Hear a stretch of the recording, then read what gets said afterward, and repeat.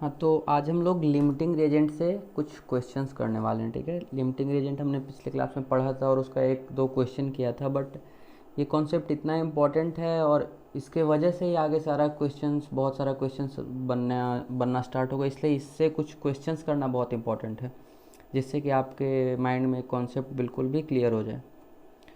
तो सबसे पहले एक क्वेश्चन है, if 2.4 grams of Mg strip is dipped in 49 gram of H2SO4।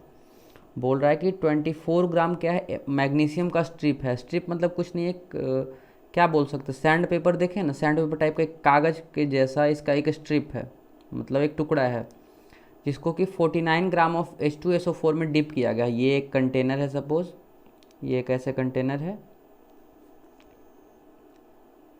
तो यहाँ पे ऐसे करके ये डिप किया गया है, इसमें H2SO4 भरा हुआ है। ये है 49 ग्राम और ये है 2.4 ग्राम।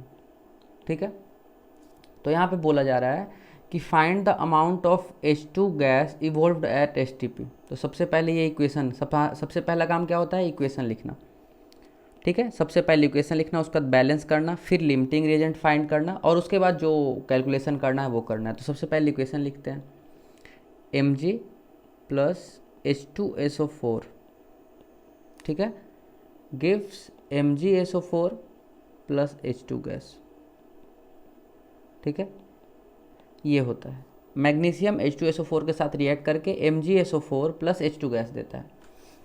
तो यहाँ पे क्या है, 1 मोल Mg से कितना गैस निकलेगा, 1 मोल Mg गिव्स 1 मोल H2, मतलब कि 22.4 लीटर H2। ठीक है, क्लियरली आपको दिख रहा होगा, इक्वेशन देख लीजिए, बैलेंस है ना, दो हाइड्रोजन, एक मैग्नीशियम SO4 इक्वेशन बैलेंस है। बैलेंस करने का तो कोई ज़रूरत है नहीं, इसमें कुछ एक्स्ट्रा आइटम्स की इधर दिख नहीं रहा है, तो बैलेंस है पहले से इक्वेशन।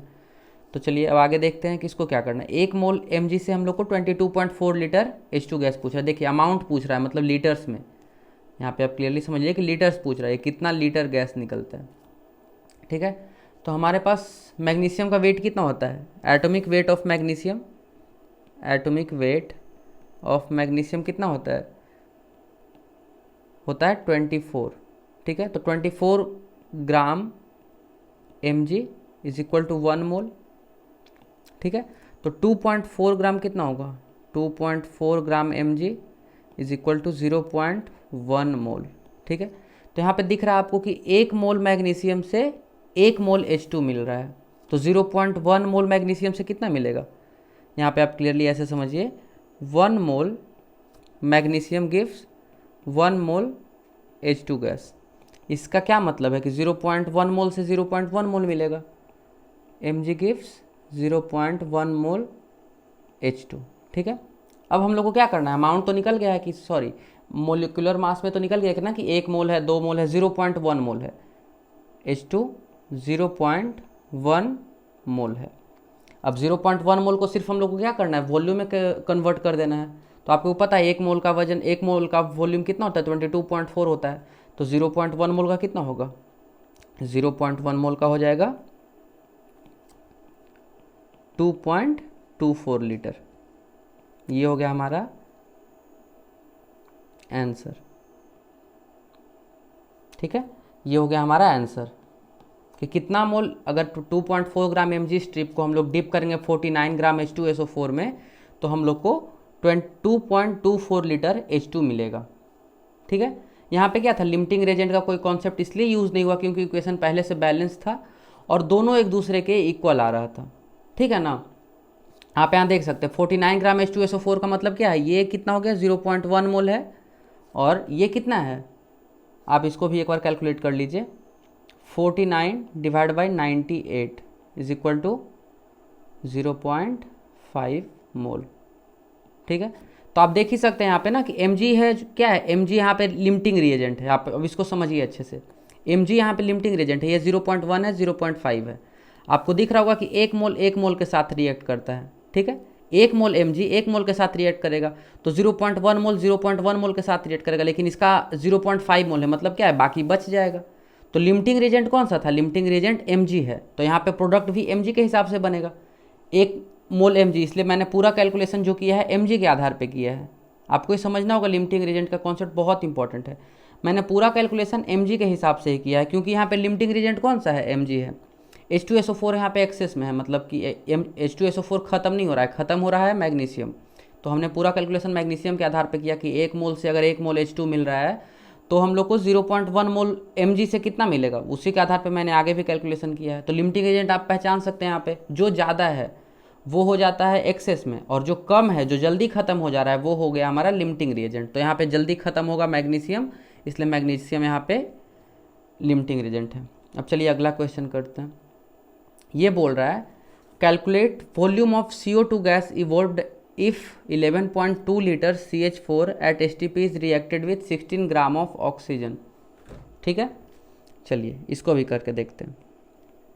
सबसे पहले इक्वेशन लिख लेते हैं, CH4 plus O2 gives CO2 plus H2। ठीक है, सारा गैसियस फॉर्म में है, ये भी गैस है, ये भी गैस है, ये भी गैस है और ये भी गैस है। चलिए अब यहाँ पे चेक करते हैं सबसे पहले कि इक्वेशन बैलेंस है या नहीं। तो इधर एक कार्बन, इधर भी एक कार्बन, इधर 4 हाइड्रोजन, इधर 2 हाइड्रोजन, इधर 2 ऑक्सीजन, इधर 1 ऑक्सीजन, मतलब कि बैलेंस नहीं है। इधर 2 ऑक्सीजन, तो सबसे पहले किसको बैलेंस करते हैं, ऑक्सीजन को। तो ऑक्सीजन बैलेंस करने के लिए इधर 2 से मल्टीप्लाई कर देते हैं। अब 2 से मल्टीप्लाई कर देंगे तो इधर कितना ऑक्सीजन हो जाएगा, 1 और 3, 1 और 2 3 हो जाएगा। तो इधर कितना करने, 2 और 2 4, देखिए अब बैलेंस हो गया। 2 ऑक्सीजन और 2 ऑक्सीजन, 4 ऑक्सीजन, इधर भी 4 ऑक्सीजन, 4 हाइड्रोजन, इधर भी 4 हाइड्रोजन, 1 कार्बन और इधर भी 1 कार्बन। देख रहा है बैलेंस हो गया है।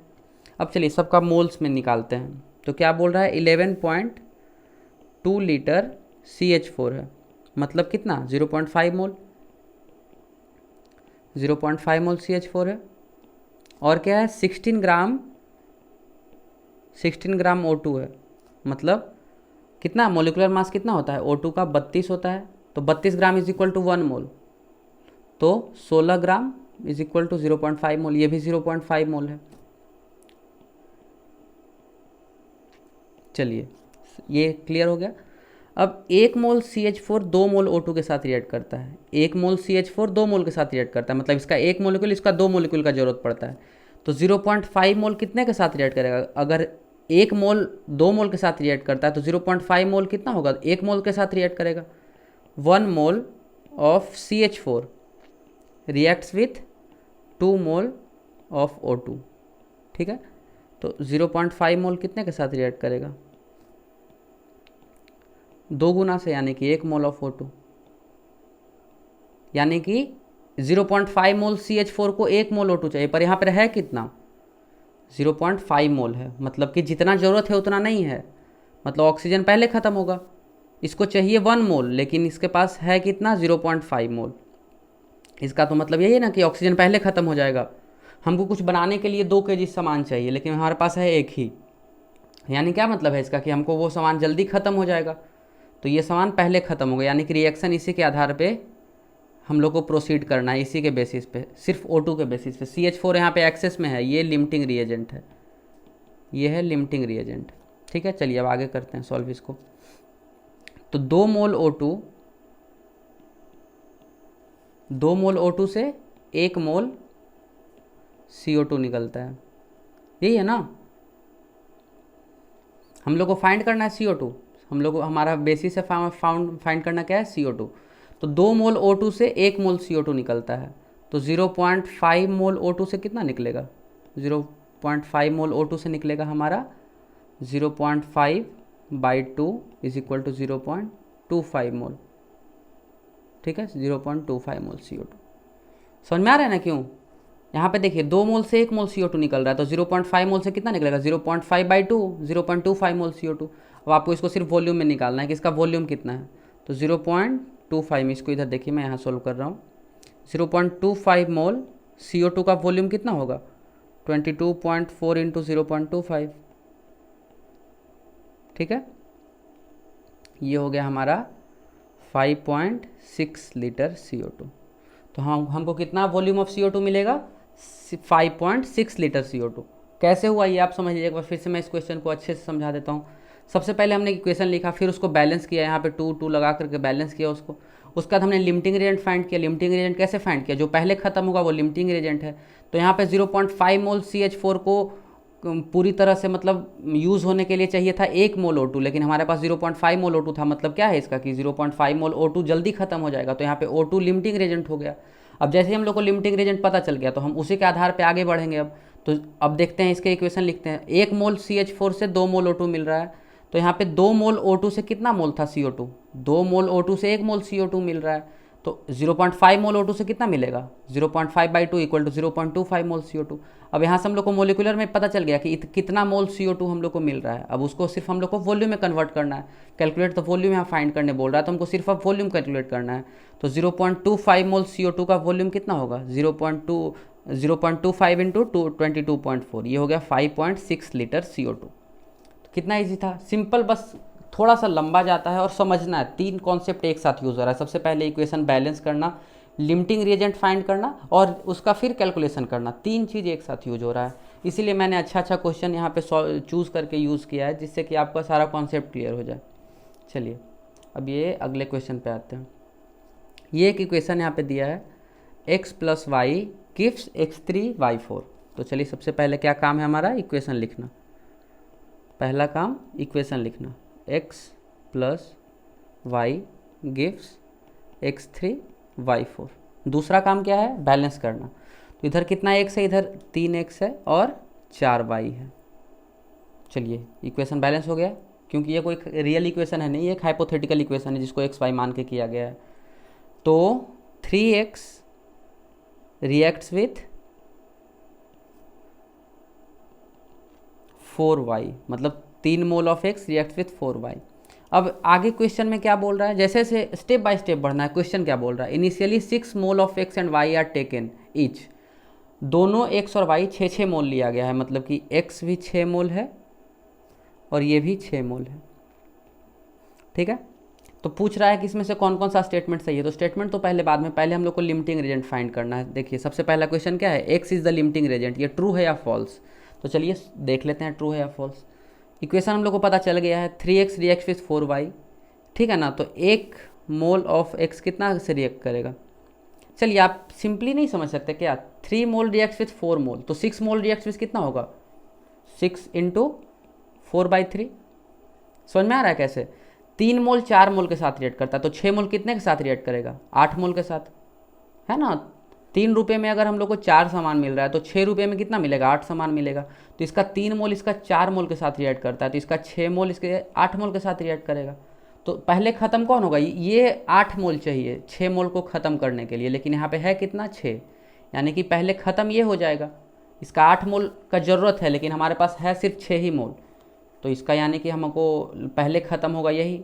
तो ये पहले ख़त्म हो गया, तो यानी कि लिमिटिंग रिएजेंट कौन सा है, लिमिटिंग रिएजेंट y है। जरूरी नहीं कि आप बहुत ही मेथड से सॉल्व करें, आप खुद से समझ के जैसे जैसे आपका प्रैक्टिस बढ़ते जाएगा आप खुद से इसको सॉल्व कर सकते। लिमिटिंग रिएजेंट हो गया y, तो पहला ऑप्शन क्या था, x is the limiting reagent, तो ये तो गलत हो गया, ठीक है, x लिमिटिंग रिएजेंट नहीं है। चलिए अब इक्वेशन लिख के देखते हैं कि क्या हो रहा है। तो 3x + 4y gives x3 y4। चलिए अब ये 6 मोल है, इसी के आधार पे अब कैलकुलेशन करना है, क्योंकि y लिमिटिंग रिएजेंट है। तो 6 मोल है, 6 मोल कितने के साथ रिएक्ट करेगा, आपको पता है ना, 3 मोल, सॉरी इसका 4 मोल 3 मोल के साथ रिएक्ट कर रहा है, तो 6 मोल 3/4 × 6, यूनिटरी मेथड, बिल्कुल सिंपल सा चीज़ है। ये कितना हो जाएगा, 18/4, ठीक है, ये हो गया 4.5, यानी कि इसका 6 मोल इसके 4.5 मोल से रिएक्ट करेगा, ठीक है। ये हो गया 4.5 मोल यूज़ और ये हो गया 6.5 मोल यूज़, सॉरी 6 मोल यूज़। तो इसका 4 मोल से इसका 1 मोल बनता है, तो 6 मोल से कितना बनेगा, 1.5, है ना। 4 मोल y से 1 मोल बनता है, 1 मोल ऑफ x3 y4, तो 6 मोल से कितना बनेगा, 6 मोल से बनेगा 1/4 × 6, हो गया 1.5 मोल, ठीक है। तो ये 4.5 मोल यूज़ हुआ और ये बना कितना, 1.5 मोल। तो देखिए ऑप्शन क्या क्या है, 1.5 mole of x3 y4 is formed. चलिए ये तो सही है, 1.5 मोल x3 y4 फॉर्म है। दूसरा क्या है, 1.5 mole of access reagent is left, मतलब कि कितना रिएक्टेंट जो है वो बच गया है। तो चलिए कल वो भी देख लेते हैं। ये तो पूरी यूज़ हो गया, जो y है ये तो पूरा यूज़ हो गया। ये कितना बचा, 6 था, उसमें से 4.5 यूज़ हो गया, तो बचा कितना 1.5, यानी कि ये भी सही है। जो लिमिटिंग एजेंट जो बच गया है, जो बचा है हमारे पास रिएजेंट, सॉरी लिमिटिंग रिएजेंट नहीं, जो भी रिएजेंट हमारे पास बचा है वो कितना है 1.5 mole of access reagent is left. जो भी एक्सेस रिएजेंट था कौन था, ये था। एक्स कितना बचा है हमारे पास 1.5 मोल, ठीक है। यानी कि कौन कौन सा ऑप्शन सही है, एक सेकंड सही है, ए और ये गलत है, ठीक है। ये भी आपको समझ में आ गया होगा अच्छे से। कोई भी तरह का डाउट हो आप प्लीज़ कमेंट सेक्शन में आप पूछ लीजिए डाउट, आपका जैसे ही टाइम मिलेगा हम डाउट क्लियर कर देंगे। चलिए एक और क्वेश्चन कर लेते हैं, लास्ट क्वेश्चन है, इसके बाद नया टॉपिक कंसंट्रेशन टर्म से सब स्टार्ट हो जाएगा। चलिए इसको भी कर लेते हैं। यहाँ पे क्या बोल रहा है, एक रिएक्शन दिया है H2O plus O2 plus SO2 gives H2SO4, ठीक है। सिंपल सा एक इक्वेशन दिया है, H2O plus O2 plus SO2 gives H2SO4। चलिए अब बैलेंस करके देखते हैं। इधर सल्फर एक है, इधर सल्फर एक है, इधर ऑक्सीजन कितना है 4, इधर ऑक्सीजन कितना है 2, 2 4 1 5, ठीक है। तो कुछ दिख नहीं रहा है कि क्या करना है, तो सबसे पहले चलिए इसको 2 से मल्टीप्लाई कर देते हैं, ठीक है। अब 2 से मल्टीप्लाई कर देते, इधर हाइड्रोजन कितना है 4, इधर भी बैलेंस करने के लिए 2 से मल्टीप्लाई कर देते हैं। सल्फर इधर कितना है 2, इधर भी 2 से मल्टीप्लाई कर देते हैं। अब देखिए बैलेंस हुआ या नहीं। यहाँ पे कितना ऑक्सीजन 2, 2 2 4 और 4 8, इधर कितना 4 4 8 है ना, 4 इंटू 2 8, इधर भी 2 गुने 2 4, 2 6 और 2 8, यानी कि सब कुछ बैलेंस है। सल्फर 2 और हाइड्रोजन 4, सब कुछ बैलेंस हो गया है, ठीक है। अब क्या बोल रहा है कि 5.6 मोल ऑफ SO2 है और 4.8 मोल ऑफ O2 है। चलिए सबसे पहले लिख लेते हैं 4.8 मोल है, ये एक्सेस है। पानी हमेशा एक्सेस में ही रहता है, कोई भी रिएक्शन में वाटर हमेशा, क्योंकि वो पानी कौन सा महंगा चीज़ है जो यूज़ नहीं कर सकते हैं, तो पानी हमेशा एक्सेस में रहता है। ये हो गया 5.6 मोल।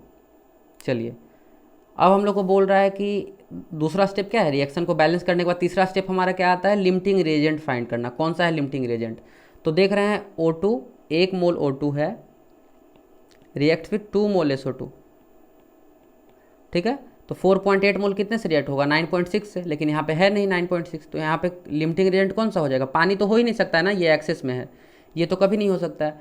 तो लिमिटिंग रिएजेंट कौन सा होगा 5.6 मोल SO2, क्योंकि ये जल्दी खत्म हो जा रहा है। 5.6 मोल कितने के साथ रिएक्ट करेगा 2.8 मोल के साथ, यानी कि ये 2.8 मोल ही यूज़ होगा, बाकी बच जाएगा 5.6 के साथ रिएक्ट होने पे। यानी कि लिमिटिंग रिएजेंट कौन सा है, लिमिटिंग रिएजेंट कौन सा है, ये लिख लेते हैं सबसे पहले SO2। मोल्स कितना है 5.6 मोल। चलिए अब क्या पूछ रहा है, find moles of H2SO4 form. बहुत ईजी है अब तो है, 2 मोल से 2 मोल बनता है, यानी कि एक मतलब 1 मोल से 1 मोल या 2 मोल से 2 मोल बनता है। तो 5.6 मोल से कितना बनेगा 5.6 mole. So moles of H2SO form कितना हो गया, मोल्स ऑफ H2SO फॉर्म्ड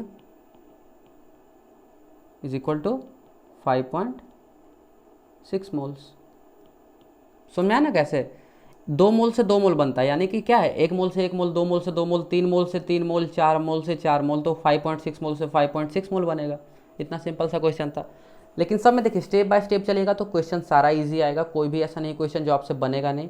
क्या करना है, सबसे पहला इक्वेशन लिखना है, फिर इक्वेशन को बैलेंस करना है, फिर उस बैलेंस की इक्वेशन में से लिमिटिंग रिएजेंट फाइंड करना है। जो पहले खत्म हो जा रहा है उसी के हिसाब से आगे का कैलकुलेशन करेंगे, जो खत्म हो गया उसी के आधार पर हमारा प्रोडक्ट बनता है। आपको पहले ही क्लास में मैंने बताया है कि लिमिटिंग रिएजेंट है जो डिसाइड करता है कि प्रोडक्ट कितना बनेगा। तो प्रोडक्ट कितना बनेगा ये कैसे डिसाइड होगा, सबसे पहले हम लोग को लिमिटिंग रिएजेंट फाइंड करना है और उसके बेसिस पे आगे कैलकुलेशन करेंगे तो हमारा प्रोडक्ट का फॉर्मेशन भी हम लोग निकाल सकते हैं कि प्रोडक्ट कितना बनेगा। तो आज के लिए इतना ही रखते हैं। अब अगले क्लास से हम लोग कंसंट्रेशन स्टार्ट कर देंगे कि कंसंट्रेशन का कितना टाइप्स ऑफ कंसंट्रेशन होता है और उसको कैलकुलेट कैसे करते हैं। तो आज के लिए इतना ही, और कोई भी डाउट हो तो प्लीज़ कमेंट सेक्शन में आप पूछ सकते हैं। और चलिए मिलते हैं अगले क्लास में।